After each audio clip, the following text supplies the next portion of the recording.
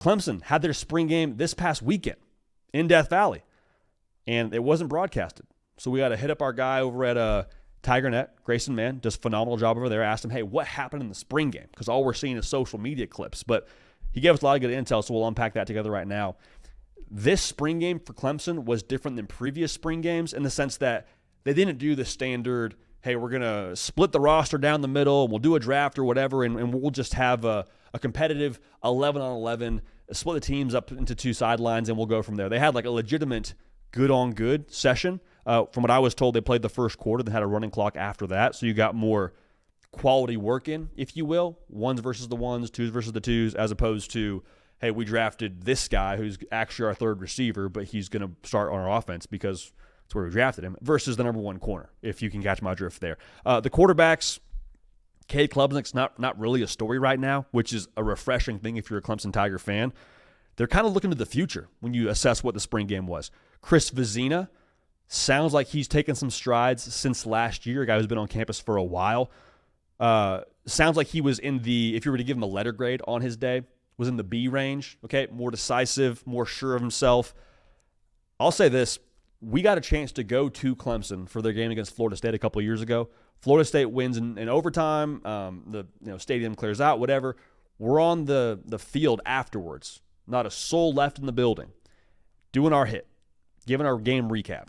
And out of the locker room comes Chris Vizina and a staffer. And Chris Vizina's out there just throwing some routes, man. Now, Chris Vizina didn't play, but that always stuck with me, man. The guy probably, at that point, it was a crushing loss for Clemson. Was a massively impactful loss for their postseason aspirations on that year. Chris Vizina takes it upon himself, throw it around a little bit, get some extra work. Just a little mental note there. So we'll see what he is here in the future, but I'm excited to watch what he is as he progresses. Sounds like it was a progress of sorts from what his spring game was. Chris Denson is a name that Clemson fans, if they follow recruiting, are familiar with. You flipped him from Coastal Carolina, and on 3 now, the only service that had him as a 4-star quarterback, he was really impressive in the spring game.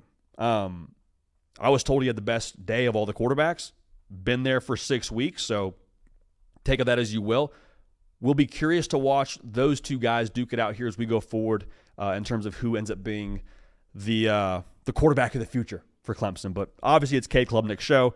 Good to see some juice out of both the Chris's in the quarterback room for Clemson. Now, transfer portal wide receiver, Tristan Smith.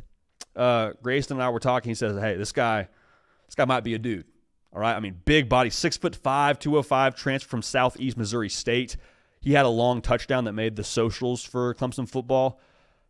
The interesting thing about this is a guy who I mentioned from the portal, which is not really the way that Clemson has operated historically under Dabo Swinney. If Tristan Smith is just a home run via the transfer portal, that's a proof of concept.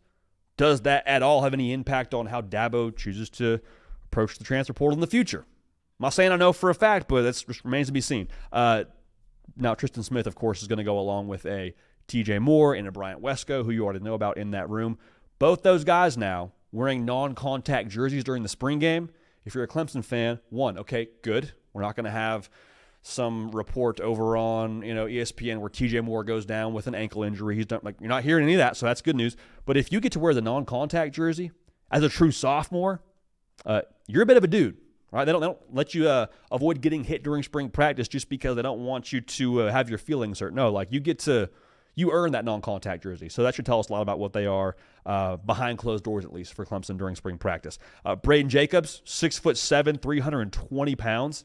Got some reps at left tackle, true freshman cat for Clemson. Now, he won some reps with TJ Parker, who's going to be a first-round NFL draft pick here in the future on the defensive line.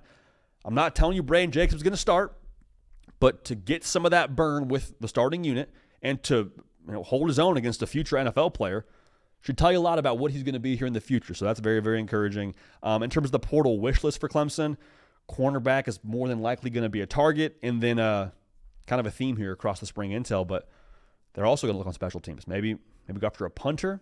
Like to be able to flip the field a little bit better if you're Clemson here in the future. But all in all, man, Clemson wrapping up spring.